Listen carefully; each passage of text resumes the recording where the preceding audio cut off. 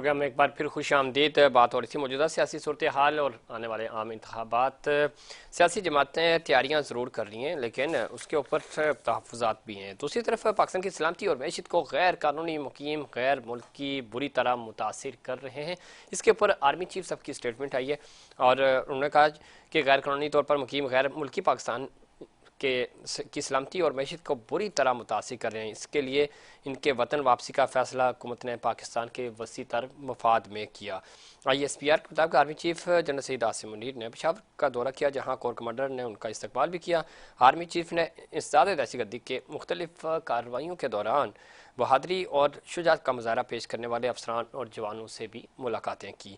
Army chief ने अफसरान और जवानों की बेमिसाल कारकर्दगी को सराहते हुए कहा कि कौम को मुसल्लह अफवाज की कारकर्दगी पर फ़ख्र है। कामयाबी पाकिस्तान का मुकद्दर है और पाक फ़ौज मादरे वतन के एक एक इंच की हिफाजत का बेलौस और मुकद्दस फरीज़ा खून के आखिरी कतरे तक अदा करती रहेगी। आर्मी चीफ ने पहली बार मुनक्कद होने वाली कौमी वर्कशॉप खैबर पख्तूनख्वा के शुरा से भी खुसूसी खिताब किया। ये नेशनल वर्कशॉप KPK-1 थी और शुरा से खिताब करते हुए आर्मी चीफ ने कहा कि सिक्योरिटी फोर्सेस को खैबर पख्तूनख्वा और आवाम की पूरा हिमायत के बायस सूबे में इस्तेकाम और समाजी इक़्तिसादी तरक्की के मनसूबों पर पेशरफ्त हासिल हुई है और ये पाकिस्तान की खुशहाली को खैबर पख्तूनख्वा से जोड़ते हुए आर्मी चीफ ने जोर दिया कि पाकिस्तान के अमन और इस्तेकाम के लिए दुश्मन क़ुव्वतों के मज़मूम अज़ाइम को हमआहंगी और जामे हिकमत अमली के ज़रिए नाकाम बनाया जा रहा है। इस हवाले से उन्होंने जमशुदा अजला में इक़्तिसादी तरक्की की अहमियत को भी उजागर किया। इस पर मज़ीद बात करेंगे। हमें ज्वाइन किया है मिर्ज़ा इख्तियार बेग साहब ने, सीनियर रहनुमा हैं पाकिस्तान पीपल्स पार्टी के। डॉक्टर बेग साहब खुश आमदीद कहते हैं आपको प्रोग्राम में। जी बहुत शुक्रिया। बेग साहब, सबसे पहले तो मैं चाहूँगा आर्मी चीफ साहब की जो स्टेटमेंट है कौमी सलामती के हवाले से और इकॉनमी के हवाले से, चूँकि आप बिज़नेस को इकॉनमी को और ख़ास तौर पे डिप्लोमेसी को बहुत बेहतर जानते हैं, समझते हैं, कितना फ़र्क पड़ा? जिस तरह चीफ साहब भी फरमा रहे थे कि गैर कानूनी मुकीम गैर मुल्कियों को मुल्क बदर करने से इकॉनमी बेहतर हो रही है, चीज़ें बेहतरी की तरफ जा रही हैं, बिजनेस कम्युनिटी कैसे देख रही है इस सूरत हाल को? देखिए, हम बड़ा खैर मकदम करते हैं। बिलखुसूस स्पेशल इन्वेस्टमेंट फैसिलिटेशन काउंसिल जो है, जो सिविल और मिलिट्री क़यादत मिलके जॉइंट फोरम है, उन्होंने बेहतरीन इकदाम किए हैं। ये जो क्रैक डाउन किया है स्मगलिंग का, ये डॉलर होल्डिंग का जो क्रैक डाउन किया है, जिससे रुपी जो है मजबूत होना शुरू हुआ है, 285 की सतह पर रुका है। इन्वेस्टमेंट्स की शक्ल में अब पैसे आ रहे हैं पोर्टफोलियो मैनेजर्स की। 65,000 का इंडेक्स पहली बार पाकिस्तान की तारीख में पहुंच चुका है। उसके बाद रुपये की स्टेबिलिटी एक बहुत संगीन मसला था, लोग बात कर रहे थे 350 की, 325 की। वो अल्लाह ताला ने हमें अनसर्टन जो रुपए की गैर इस्तेकाम पोजीशन से बचाया और आज हमारा रुपये इस्तेकाम हुआ है।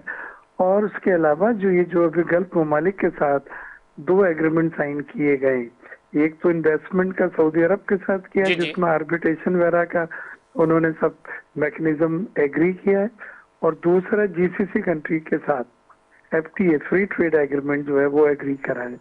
ये तमाम चीजें आने वाले वक्त में वो 4 हदाइफ हासिल करने में मदद देंगे जो SIFC ने ऐलान किए हैं, जिसमें आपने एग्रीकल्चर सेक्टर में फूड सिक्योरिटी फर्म करना है, उसके बाद रिफाइनरी अरामको के साथ एक जॉइंट वेंचर, ठीक, फिर आपने मिनरल्स एंड माइंस में रेकोडेक के शेयर जो है पाकिस्तानी कंपनी की, वो सऊदीया लेने में उसमें इंटरेस्टेड, और बेरिक गोल्ड ने उसमें रजामंदी हमारे जो पार्टनर हैं वो दे दी है।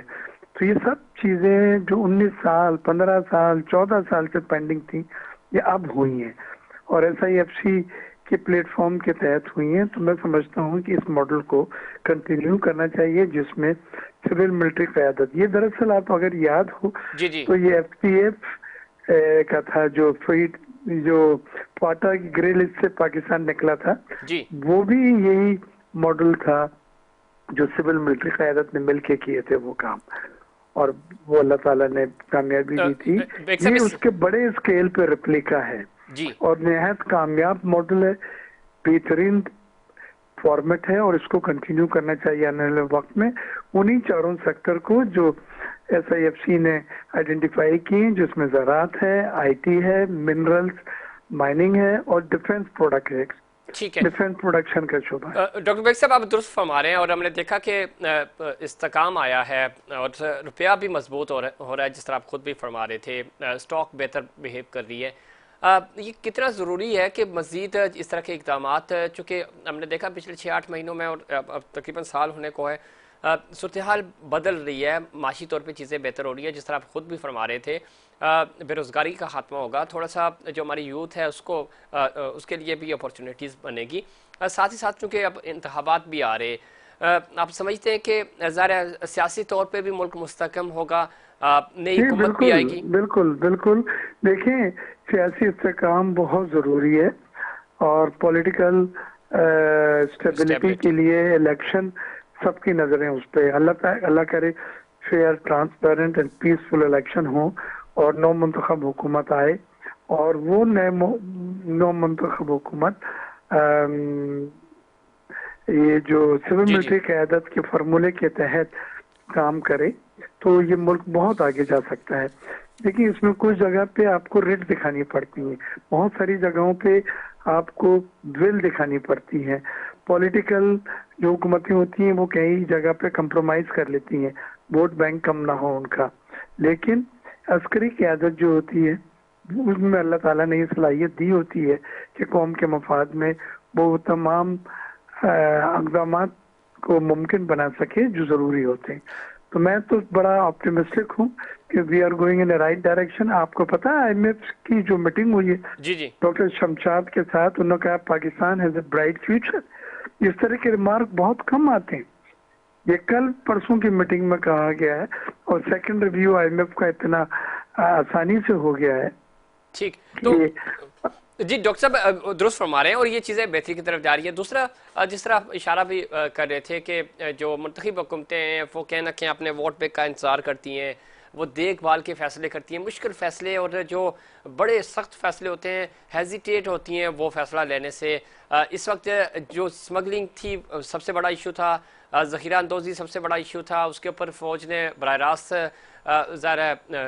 लेकिन डीजल ईरान से आता था, पूरे बलूचिस्तान के पेट्रोल पंप में स्मगल डीजल बिकता था, वो सब बंद हो गया है। ज़रूरी अजनास अफगानिस्तान जा रही थी जिसमें शुगर थी, जिसमें गेहूं था, आटा था, वो रुक गया है। और फिर ये इलीगल जो रिफ्यूजीज थे उनको वापस इज्जत के साथ भेजना एक बहुत बड़ा टास्क था जो हर हुकूमत डिले करती आ रही थी। इस हुकूमत ने जब देखा कि लॉ एंड ऑर्डर की सिचुएशन इनसे ज़्यादा ख़राब हो रही है और हर सॉवरेन कंट्री की यह हक है कि वो इलीगल लोगों को मुल्क से डिपोर्ट करें। ठीक है बेग साहब, इसमें कोई शक नहीं और इस चीज़ का फ़ायदा भी हुआ पाकिस्तान को। सियासी तौर पे आते हैं, आप किस तरह देखते हैं? चूँकि इस वक्त पाकिस्तान पीपल्स पार्टी, आज चेयरमैन बिलावल भुट्टो साहब कह रहे थे कि जी हम जो सियासत करते हैं वो अवामी सियासत करते हैं, अवाम के लाडले हैं। सिंध में हम देख रहे हैं कि आपके खिलाफ इत्तेहाद भी बनाए जा रहे हैं, माजी में भी बनते रहे, चाहे वो शराजी ब्रदर्स हों, GDA हो, इस तरह के इत्तेहाद बनते आए हैं। आप समझते हैं कि अब जो इत्तेहाद बन रहा है, चूँकि मुस्लिम लीग नून, MQM तमाम लोग मिलकर आपके खिलाफ खड़े हो रहे हैं, तो ये कोई अवसर? देखें, ये इत्तेहाद पहले भी बना था GDA का जी, और उससे पहले वाले इलेक्शन में भी उन्होंने PPP की वोट बैंक को हासिल करने की कोशिश की थी और जो नताइज आए हैं वो आपके सामने हैं। बदीन में 2 सीटों के अलावा कुछ उनको नहीं मिल सका, तो हमें इसमें कोई फिक्र नहीं है। ये जमहूरी अमल का हिस्सा है, इसमें इलेक्शन होने दें, ये तो गिनती का खेल है सब। लेकिन हमें पूरी उम्मीद है क्योंकि जो सिटी गवर्नमेंट की इलेक्शन हुए हैं इवन कराची में, तो तमाम यूसीज में वार्ड्स मैक्सिमम वोट जो हासिल कर रहे हैं वो पीपल्स पार्टी ने हासिल करे। ये है लेटेस्ट ट्रेंड इसमें। बल्कि यहाँ तक हुआ डिफेंस कलेक्टर का जो अभी यहाँ से मुझे टिकट दिया गया और मैं इंशाल्लाह इलेक्शन लड़ रहा हूँ, वहाँ पे PTI ने सपोर्ट किया था जमात इस्लामी को, नूरुल इस्लाम को, लेकिन जब वोट पड़े तो जितनी ही वोट वो हासिल कर सका जो जमात इस्लामी के वोट होते हैं, 10 वोट उनको ज्यादा नहीं मिले जो PTI के हों। तो एक चीज ये भी साबित हुई कि पीटीआई का वोट की ओर नहीं जाता, वो रादर एब्सटीन करते हैं उसमें पार्टिसिपेट करने से।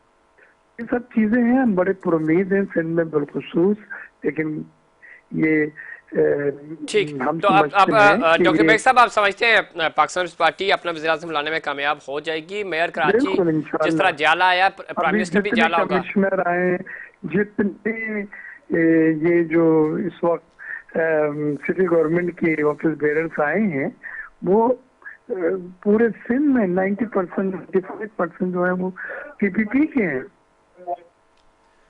ठीक, बहुत शुक्रिया डॉक्टर बेगी साहब, आपने प्रोग्राम में वक्त दिया। इसमें कोई शक नहीं, जो बलदियाती इंतखाबात हुए उसमें जितने भी मेयर्स आए हैं वो सबके सब पाकिस्तान पीपल्स पार्टी के हैं।